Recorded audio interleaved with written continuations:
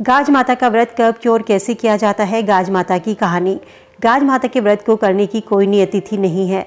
भाद्रपद माह के किसी भी शुभ दिन अपनी इच्छा अनुसार किया जा सकता है। यह व्रत भाद्रपद माह भादो माह के शुक्ल पक्षी द्वितीय तिथि, अनंत चतुर्दशी या किसी भी शुभ दिन जैसे रविवार, सोमवार, बुधवार, शुक्रवार पर कर सकते हैं। गाज माता का व्रत और पूजन करने से अन्न धन पुत्र संतान की प्राप्ति होती है। पुत्र की कुशलता के लिए ये व्रत किया जाता है। गाज माता की प्राचीन पौराणिक कथा क्या है। भादो माह में गर्जी बामनी गाज का डोरा लेकर आई। बामनी राजा नल की रानी से बोली, गाज ले लो रानी। तब रानी ने बामनी से पूछा, ये गाज कैसे खोली जाती है। तब बामनी ने कहा, सवा सेर आटे के 2 गजरोट बनाए जाते हैं और वही व्रत में खाए जाते हैं। रानी ने कहा, सवा पान का बीड़ा तो मुझसे खाया नहीं जाता, मैं सवा सेर का गजरोट कैसे खाऊंगी। ये सुनकर बामनी वहां से चली गई। उसके जाने के पश्चात राजा नल पर गरीबी आ गई। एक दिन राजा रानी से बोला, रानी देश छोड़कर परदेश भीख मांगने चलते हैं। इसके बाद पहले राजा अपनी बहन के यहाँ गया। राजा ने दरबारियों से कहा, हमारी बहन से कह दो तेरा भैया आया है। जब दरबारी ने राजा की बहन को बताया, राजा के आने की खबर दी, तब बहन ने दरबारी से पूछा, मेरा भाई किस हालत में आया है।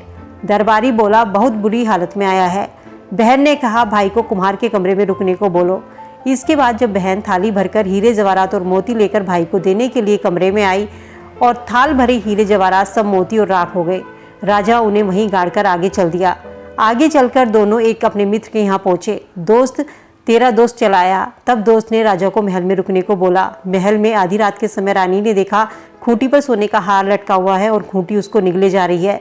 इसके बाद राजा रानी वहां से भी चल दिए। चलते चलते जब राजा रानी को भूख लगी, राजा बोला, रानी से मैं तालाब से मछली पकड़ कर लाता हूँ।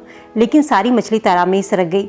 तीतर पकड़ने जाते तो वो भी उड़ जाते। चलते चलते राजा रानी एक तेली के यहाँ पहुंचे और नौकरी करने लगे। भादो माह में तेलिन के घर बामनी गाज लेकर आई। रानी उस समय वहीं थी। रानी बोली, बामनी हमें भी गाज दे दो। इस पर बामनी बोली, सवा पान का बीड़ा तो तुमसे खाया नहीं जाता, सवा सेर का गजरोट कैसे खाओगी। तब रानी ने कंबल से डोरा निकाला और गाज बांध ली और तेलिन से बोली, आज मुझे जौ के बदले सवा सेर गेहूं और तेल दे देना। रानी ने गाज खोली और गाज माता के व्रत से रानी के दिन बदल गए। एक दिन तेली जब पासे खेलने जा रहा था तो राजा ने तेली से कहा, मेरे सारे पासे ले जाओ।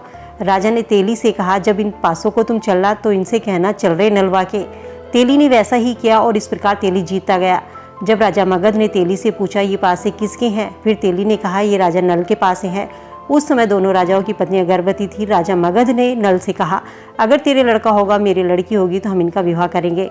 बहुत दिन बीत गए। जब राजा नल ने बोला रानी से कि रानी हम अपने देश को चले। जब वे अपने देश के लिए चले, तालाब से मछलियाँ जो सरक गई थी वो निकलकर रानी के पैरों में लिपटने लगी।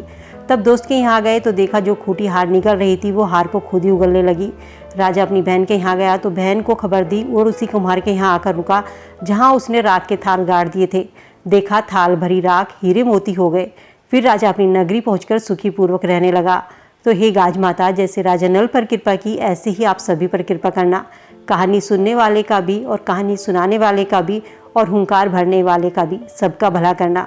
तो दोस्तों उम्मीद करती हूँ गाज माता की ये कहानी आप सबको पसंद आई होगी। वीडियो अगर पसंद आई तो लाइक शेयर करना ना भूले। चैनल पे पहली बार आवाज़ सुन रहे हैं तो सब्सक्राइब करके बेल आइकन जरूर प्रेस कर ले ताकि ऐसी ही वीडियो आपको समय से मिल सके। तो चलिए मिलते हैं नई वीडियो में नई जानकारी के साथ। तब तक स्वस्थ रहिए, खुश रहिए।